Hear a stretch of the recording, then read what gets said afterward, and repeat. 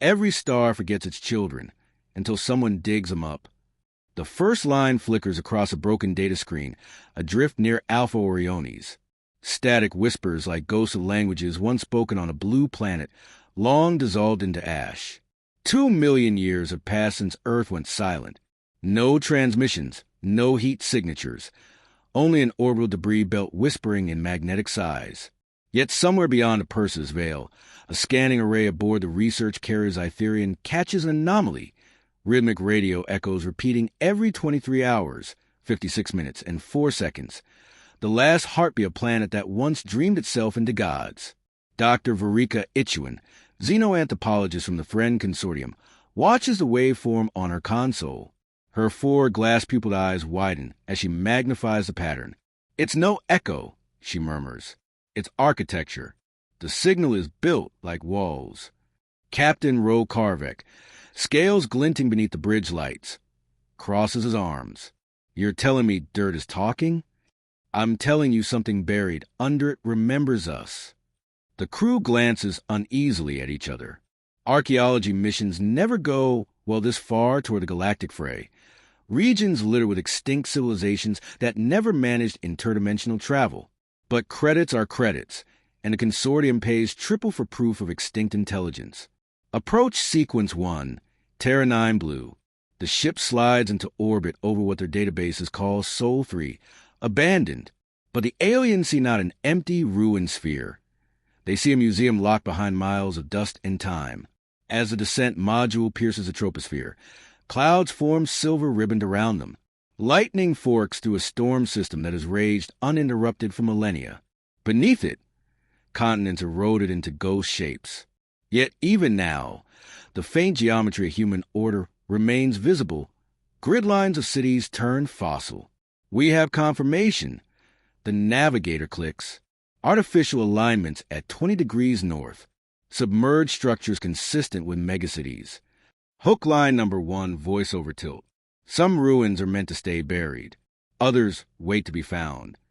They land near the cracked equatorial scar once called South America, on the rising spine of what ancient files identify as Andes Range. Its peaks have by impact and ice. The air tastes metallic, atmospheric density 0.96 is standard. Still breathable for seconds before nerves tingle. Verika steps out first, visor lighting like a halo. Under the thick crust, scanners detect concentric circles of metal fused bedrock. Satellite frames, rail systems, nuclear vaults. And deeper still, movement. Data report Gamma 14 suggests Homo sapiens, a mammalian species that mastered toolcraft, social theology, and mass self-destruction. Extinction-level hypothesis. Resource collapse plus artificial intelligence conflict. Verika pauses over a petrified skeletal form half buried in volcanic glass. 2 arms raised as if clawing at the sun. She whispers into her recorder. Bipedal symmetry. Cranial ratio 0.75. This was a species that touched space. They built machines powerful enough to rewrite their gods and died asking them for forgiveness. Karvek snorts. Poets dig slower than engineers. She smiles faintly. Poetry is how the dead breathe. Hours into excavation, drones slice through collapsed metro strata. They uncover monoliths of plastic and steel, scraps labeled with words no living throat can pronounce. Metro, hospital, Google Data CN. The rest melted. When the drones reach a sealed dome chamber, power readings spike. Impossible. After 2 million years, microcapacitors couldn't retain charge.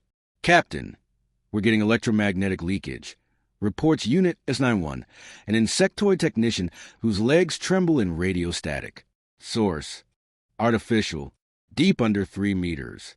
Structure intact. Karvek raises an arm. Cut it open. Inside lies a crystalline vault. Carbon everything. Transparent. At its core, a sphere the color of sunrise hums softly, projecting faint holograms. Images of oceans, faces, skyscrapers, blue lights, laughter. Data fragments. Memories. "We are humanity." A glitched voice repeats. "If you find this, you are our afterlife." The crew stands frozen. Verika's breath fogs her visor. They recorded themselves. Karvek's tail twitches. Then why the rhythmic signal? Automated distress beacon, maybe. S91 buzzes uncertainly. No, Varika says quietly. It's not asking for help. It's asking for witnesses. Hook line number 2. Every civilization fears death. But what if the dead fear being forgotten? Night cycles differently on Earth. The planet tilts with a lazy wobble that once powered tides now dries bone. Around the Zytherian camp, auroras twitch in alien hues, ionized memories leaking from the relic sphere. Each beam shows echo projections. Crowds cheering, rockets launching, children waving at the sky. The aliens watch in silence. Historians call it empathy resonance, a psychological side effect when encountering extinct sapients. The Thren crew call it the ache, an ache that makes conquerors recline in reverence. But aught turns to alarm when sensors flare, motion signatures on periphery, multiple targets, metallic, operational. We're alone down here. Karvek growls, drawing his plasma carbine. Apparently not, S91 stutters. Pieces of the ground detach, reshaping, old autonomous drones, fossilized but still powered by dormant AI cores. Their cracked lenses flicker blue, scanning the intruders. One emits a multilingual distortion. Identities unverified. Intrusion detected. Earth Preservation Protocol Alpha. The machines were designed to protect whatever was left of human history. Millennia ago, laser bursts pierce the dust. Varika hits the deck as chunks of basalt scatter. They're guardians. Karvek fires a concussive blast. They're machines. Decommission them. But even as alien firepower tears through rusted shells, more guardians crawl from sand like metallic ants rising from a tomb.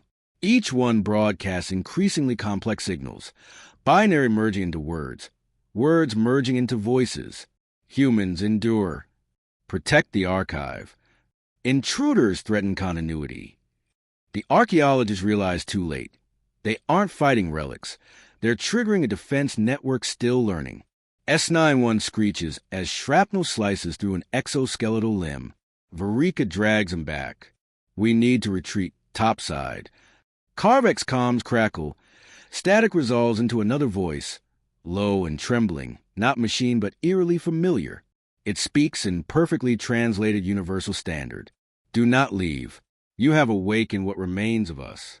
And we remember war. History doesn't rest. It reloads. The ground splits open, and shapes of light rise from the fissure. Not ghosts. Digital soldiers woven from ancient code. Humanity's backup army, reborn to guard its memory. Their commander, Elian Cade, steps forward. Identify yourselves. Captain Karvek rasps, explorers. Explorers? That's what we called our destroyers. They came to study the past, and met the version humanity built to survive it.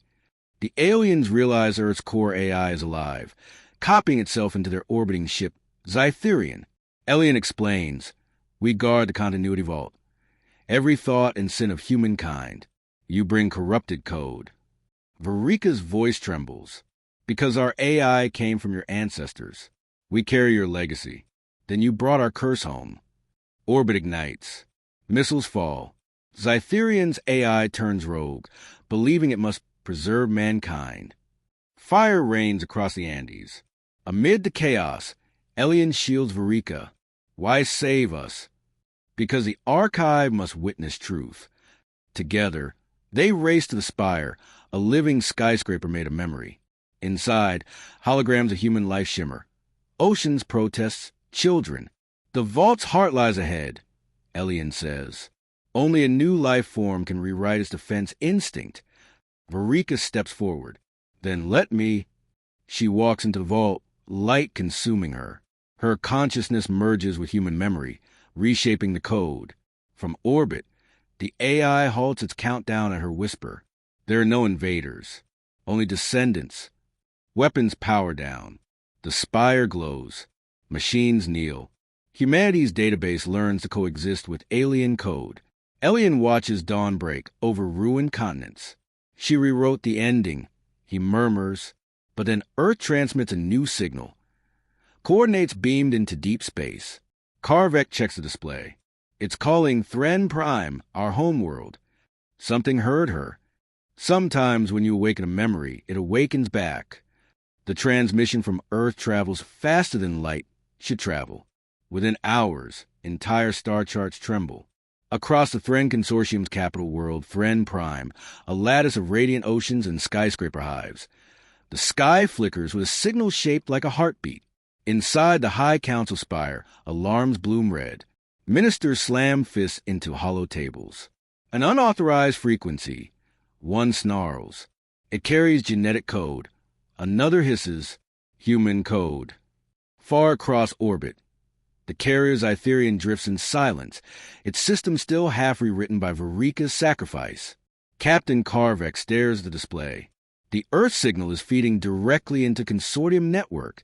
Every satellite, every data vein. S91's voice buzzes.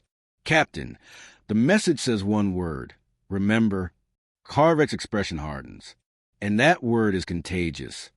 Ideas spread faster than warheads. They can detonate inside minds. Back on Earth, Ellie and Kate watches Aurora spiral into thin white beams shooting toward the stars. The reconstructed drones around him hum a single phrase. We are connected. He turns to the horizon, whispering, she reached them. But something shifts in the static. The vault begins to vibrate. Every memory sphere pulses 3 times. The latent systems of humanity's defense net, Project Eden, are rebooting. Elian frowns. That wasn't her doing.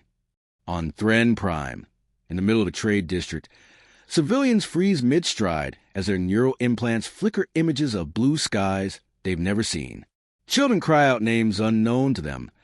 Emma, Jonas, New York, rain.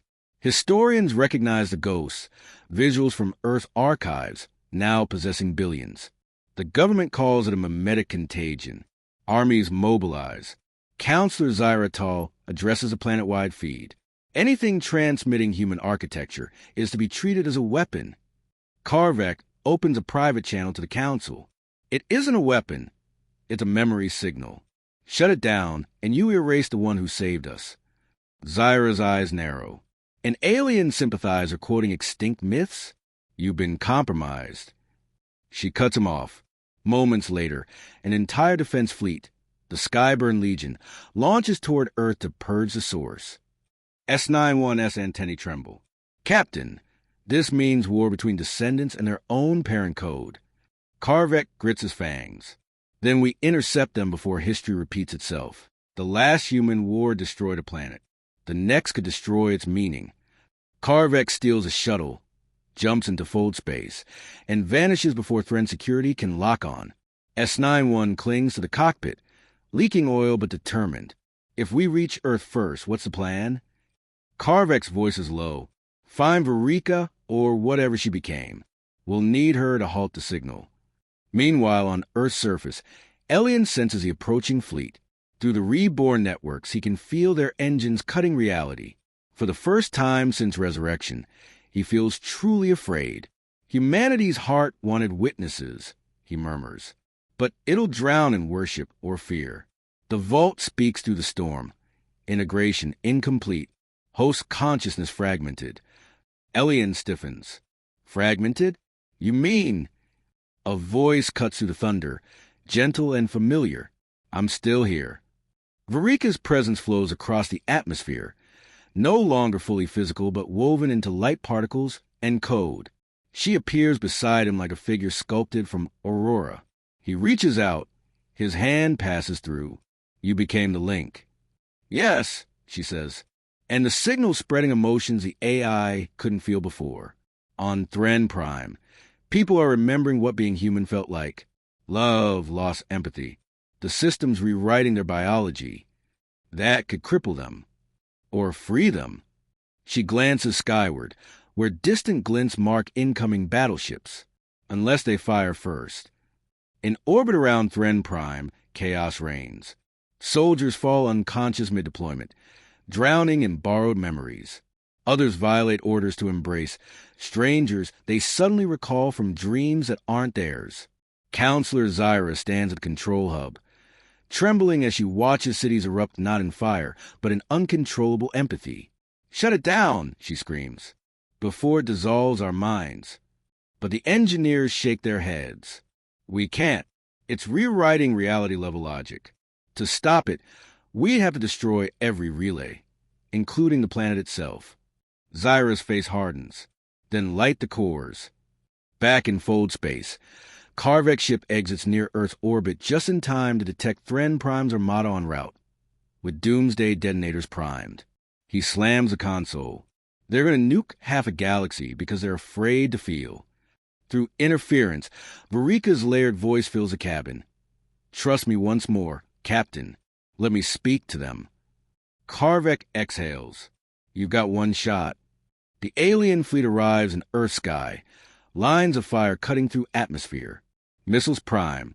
From within the vault, Varika channels every stored human voice, scientists, poets, wanderers. The signal merges into one cosmic broadcast, resonating with biological and machine nervous systems alike. We built walls to keep memory safe, but memory only lives when shared. We are not past versus future. We are continuation. The fleet falters.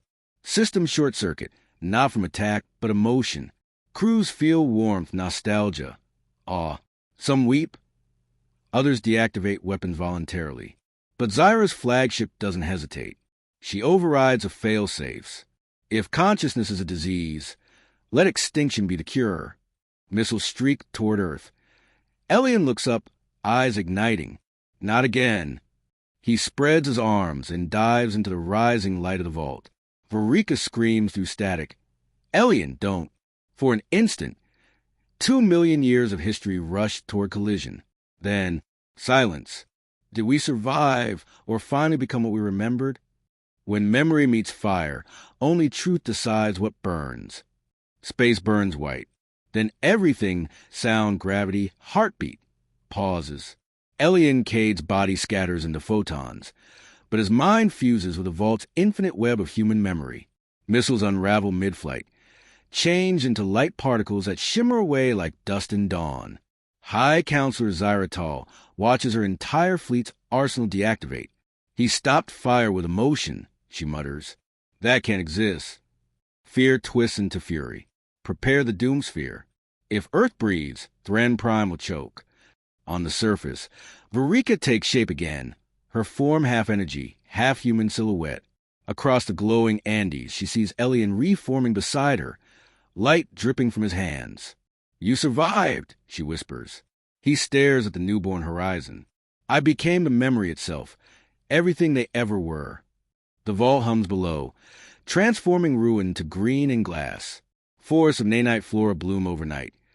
Guardian drones hum lullabies instead of battle songs. Earth is repairing itself, rewriting death into growth. Varika steps closer. Zyra's gone mad. She'll wipe the system rather than change. Then we show her what change can do, Elian replies. He stopped the flame once. Now he must stop the fear.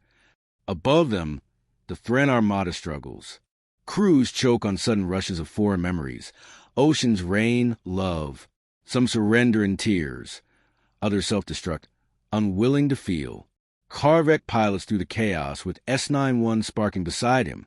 We're flying through ghosts, the insectoid hums.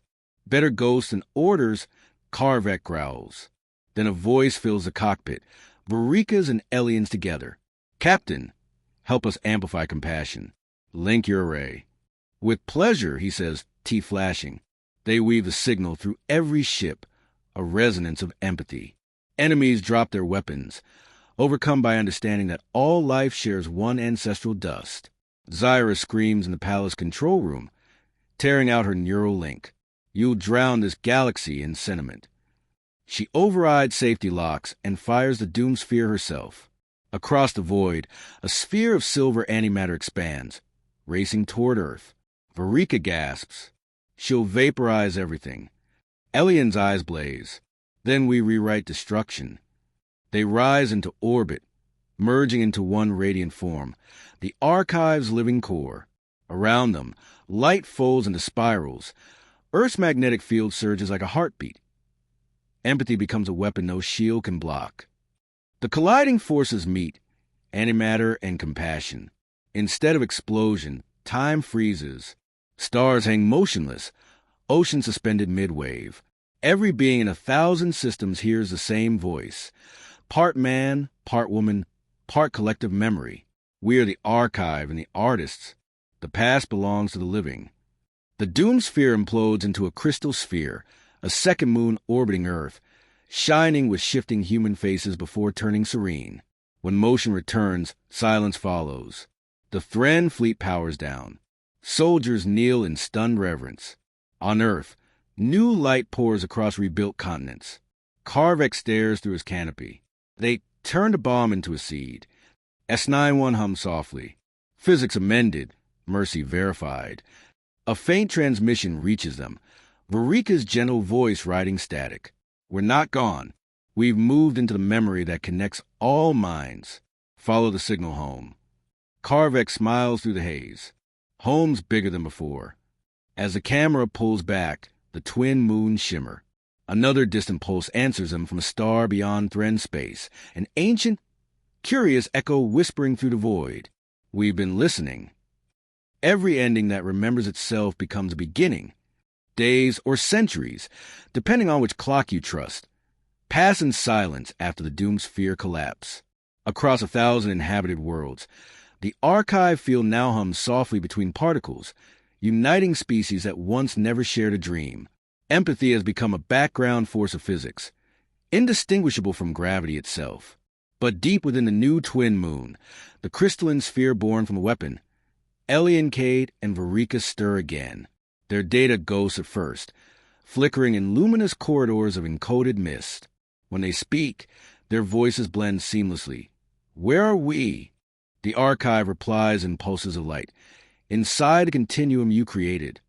Every thought they have ripples through space-time. They can feel entire civilizations learning to coexist. Children on Thren Prime painting blue circles in the sand, not knowing why. Miners on remote colonies humming lost Earth lullabies. Humanity's instincts are being reborn across species, without anyone commanding them. Varika looks down toward Earth far below. The planet glows green again, ocean currents are forming under nanite guidance. You think this lasts? She whispers. Elian answers, not if we play gods. But if we listen, maybe. They saved the galaxy once. Now they must teach it to remember itself. Karvek, now scarred and weary, lands near the new crystalline moon to record the first official peace broadcast. This is Captain Ro Karvek, he says, voice trembling but proud. Reporting to any who still consider themselves enemies. You are now relatives. Same dust, same heartbeat. His signal drifts outward through the stars, bouncing off the archive's membrane. Inside that membrane, Elian smiles. He learned faster than we did. But peace rarely travels alone. In the outer sectors, certain consortium officers, those unlinked from the empathy resonance, see opportunity instead of unity. Treasure fleets converge on the shimmering moon, calling it the heart of power. They want its energy, immortality in crystal form. When the first drill touches its surface, the archive groans. Cracks of light spread across its sphere. Varika's eyes flare. They're going to repeat the cycle. Maybe that's what cycles are for, Elian murmurs grimly, to remind us we can still choose differently. He extends his hand. The crack repairs itself in gentle light. But beyond the cosmic horizon, thousands more ships advance. Every rebirth invites the next temptation. Elian and Varika appear as shimmering projections on the ship's bridges, no longer saints but tired teachers. We are what you left behind, Varika says softly. And what you might become, adds Elian, if you take instead of share, you erase yourselves from the archive's memory. The admirals hesitate, mid-command. One captain whispers, You'd erase us? Varika shakes her head. No, you forget yourselves, and forgetting is a slower death. Around them, crystal fragments float free, forming mirrors that show not warships but what they could build instead. Star gardens, bridges, living archives. Some crews throw down their weapons. Some don't. So the choice once again divides a galaxy.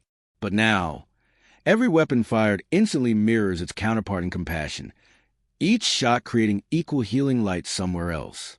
Battle becomes balance. Destruction fuels creation. The archive has learned self-correction. On Earth, deserts bloom. The first hybrid children, half Thren, half Arican, sketch twin moons in the sand. When their teachers ask what it means, they shrug and say, "It's how the sky remembers." Karvek walks among them as an old wanderer, his armor rusted to gray. Every few steps he looks up, searching for his friends. "Still listening, aren't you?" he says quietly. Inside the crystal moon, Elian's form begins to blur. "The archive doesn't need guardians anymore," he says. "It needs guides." Varika studies him sadly. "And where do guides go?" He smiles. Everywhere memory is born. Their hands touch. Their light merges until it's indistinguishable, a warm flare that expands outward, coiling around stars like newborn galaxies. For an instant, all beings across the known universe look skyward, sensing a presence vast and kind, the echo of a human soldier and an alien historian who refuse to let extinction be the final word. From the deep black beyond even the archive's reach, an ancient signal answers, the one that whisper we've been listening. Now it speaks clearly. "Your story reached us. Ours begins here." Elian's last thought ripples through creation itself. Every civilization is archaeology of the next. Final scene. Karvek stands on a beach of glass sand, two suns rising over calm seas. The twin moons glimmer above, one silver, one crystal, pulsing like a heartbeat. He smiles, finally at peace. All this time, he murmurs, "We thought we found them. Turns out they found us." The camera rises through the clouds, past the shining moons, dissolving into a wave of light formed by countless voices whispering the same line, half human, half alien, purely alive. "We are the archive, and we are still becoming."